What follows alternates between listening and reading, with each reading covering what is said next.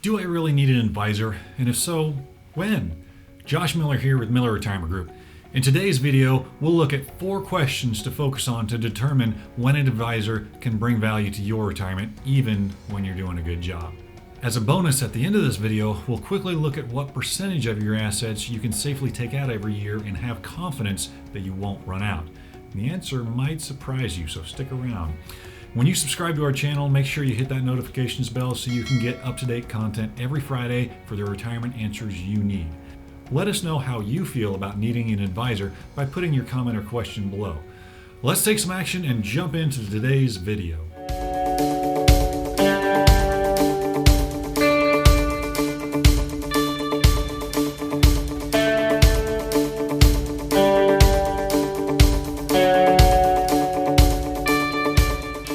Why would you need an advisor when you're doing a pretty good job yourself? Warren Buffett, probably the most famous and probably the wealthiest investor in today's day and age, has been quoted saying that if he passed before his wife, she should just invest in low-cost index funds. Now, why would somebody with his knowledge, experience, and success investing want his wife just to invest in index funds? Well, it's because it's his knowledge and experience, not hers. He has decades of experience and knows what works for him. She had other interests and passions. Now, we see this quite often when a couple comes in where one spouse has been taking care of the finances and investing. That spouse has usually done a pretty good job being a do-it-yourselfer. So what kind of value could an advisor bring to your retirement when you're already doing a good job with your investments? Well, the question here is not so much, do I need an advisor, but more along the lines of these 4 questions. 1, who's going to take care of the assets when you can't manage them well or when you pass? Now, chances are your spouse, if you have one, isn't as interested or as savvy as you. Now, we had a client come in, he had almost 3 dozen different accounts, and he was managing it all himself, and he did a really good job. But his wife didn't have any interest in managing it if he couldn't. And when he passes, she would have to take a death certificate to each one of those institutions. That's not something we want anyone to go through. Let's simplify where we can. Now, question number 2, do you need someone with a license to provide you with a certain product? Some financial products, you do have to acquire them through the sale from a licensed professional. For example, insurance products must be sold by someone with an insurance license, and not all professionals are the same. When you look for an advisor, make sure the professional is an independent fiduciary that is duly licensed. Let's break those terms down and explain them. Independent is important because it means they're not tied to the products from whatever big name company they work for. Being a fiduciary means they have to use the products that are best for you, not the advisor or the firm. Big name companies sometimes use products that have revenue sharing. Most people would call them kickbacks. These products pay the company and the advisor more than any other product. And this doesn't make those products bad. It just makes it hard for the advisor to be objective on which products they recommend. Being duly licensed for investments and insurance is very important as well. If they're licensed only as insurance, they think insurance is the only solution. If they're only licensed for investments, they think the stock market is the only solution. If they're an independent fiduciary that's licensed in both areas, they just use the best products for you. And make sure they know how to optimize the products for you, not your demographic. Because there are several options within a lot of the products that can be changed so it fits your specific needs better. And more on that in a later video. There are also different versions for different states due to regulations within those states. And some products, they aren't even offered in certain states. Now, question number 3 is, can you trust the research you've done? And I realize I'm part of your research. But there's so much information out there now on all the different investments. How do you know what to believe? Do you listen to the famous talking heads? Well, here's a little tip. If somebody says they hate anything, or this vehicle is bad, or that vehicle is bad, follow the money. If they bash something, they probably aren't licensed to sell it and don't get paid from it. If the only thing you have is a hammer, you're probably going to say screwdrivers are bad. Now, here's another area where talking with a duly licensed independent advisor is more to your advantage. If they have access to all the different tools, they can just tell you what the best tool is for your situation. They also know the details of several different products from multiple companies, so they know which ones really provide the best benefits for someone. Now, the fourth question when deciding if it's time for a financial advisor is, are there factors outside of investments that you haven't thought of? What are your taxes going to look like throughout your retirement?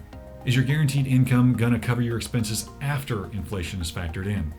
When's the best time to start Social Security? And what's my best option to minimize long-term health costs?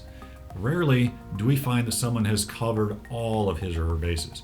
And those are just a few questions. And I'm not going to go over all of your possible questions and concerns because that's a conversation, not somebody telling you on a video everything you might need to consider. Your situation is unique, and so is your retirement. Now, let's look at the investment side for you do-it-yourselfers. Now, most people want to compare their performance with the markets. What's their return versus what the market returns?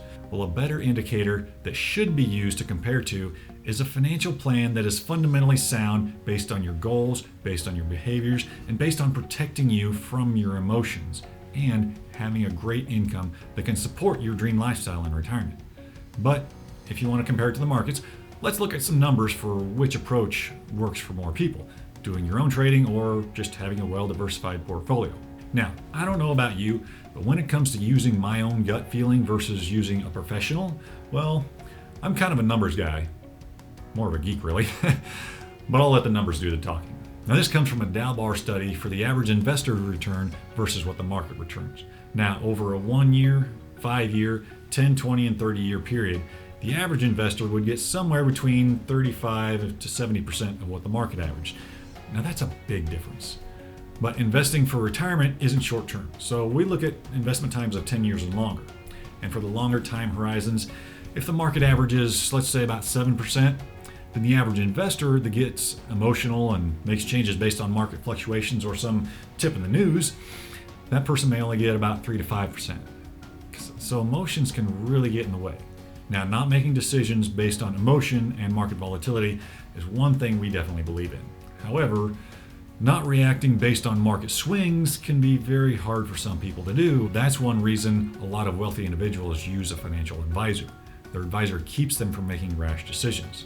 Now, trying to beat the market by getting in and out of investments based on market movements or the news really hasn't been profitable for the majority of investors. But maybe you're not the average investor.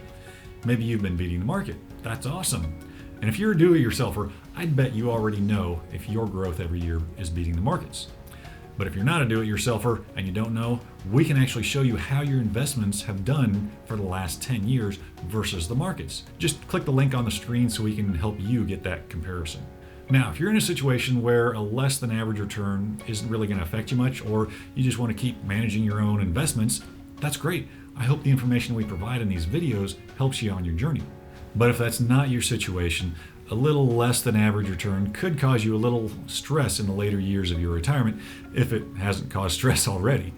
The main reason being that a less than average return can increase the likelihood that you could run out of money, which is one of the biggest concerns for retirees and soon-to-bes. And this is what leads us into our bonus section. Whether you're a do-it-yourselfer or you have an advisor, you're probably wondering, how much can I really take out of my assets and still have the confidence that I won't run out? Well, maybe you've heard of the 4% rule. It's really more a rule of thumb, but William Bengen created it back in the 90s when the market was just shooting up and up and up. And since then, advisors all over the industry have been using this as their baseline for a safe withdrawal amount. Now, what this says is that if you only take out 4% of your assets every year, you should have a really good chance that you're going to have enough to last your lifetime. Now, obviously, this was created before 2000, 01, 02, and 2008. After those events, the 4% rule was said to have been reduced to 2.8. And since the recent volatility from the COVID pandemic and all the shutdowns, some experts are saying it's somewhere on the lower end of 2 to 3%. So what's that mean for you? Well, if you got $1 million, it says you can safely take out only $20,000 to $30,000 a year. Now, I don't know about you, but that's not very exciting. And there's just one little problem with all those percentages. Once you hit 72, you have required minimum distributions on any qualified accounts. And that percentage starts at 3.91% and goes up every year. So once you hit 75, that pretty much blows even the 4% rule out of the water. So that's just one reason to be diversified in the types of accounts you have and to look at Roth conversions, because Roth IRAs don't have any RMDs. Oh, and all these percentages, by the way, are should be okay percentages, meaning that if you only take out this small percentage, you should have enough money to last. But what if you have healthcare needs late in life? That could be a lot more than 4%. How's that should work out if the market returns are bad and you plan to use your investments for healthcare? You ever been lying awake at night because your retirement is dependent on something that is so volatile? This is what I talk about in the next video. I'll cover why using the market to take care of your healthcare needs may not be a very good option. Now, I want to hear from you. When the time comes for you to make important decisions, are you the kind of person who tends to sit back and let things happen to you, or let things kind of work themselves out? Or are you the kind of person that makes a plan and takes action? Your decisions are going to determine what kind of retirement you'll have. Luck, the government, not even a pandemic will determine your retirement. The decisions you make right now will determine what it'll look like. And if you're the kind of person that takes action and would like help answering any or all of the questions for your retirement, go ahead and click the link below for a simple 15-minute complimentary phone consultation to find out if we can help. Let us know you got some value from this video by hitting that thumbs up and sharing this information with the ones you care about. Let us know in the comments what your biggest concern for retirement is, and if you like learning on the go, head on over to our podcast, Retirement Rescue Radio. You can use it as another tool to help you navigate your retirement.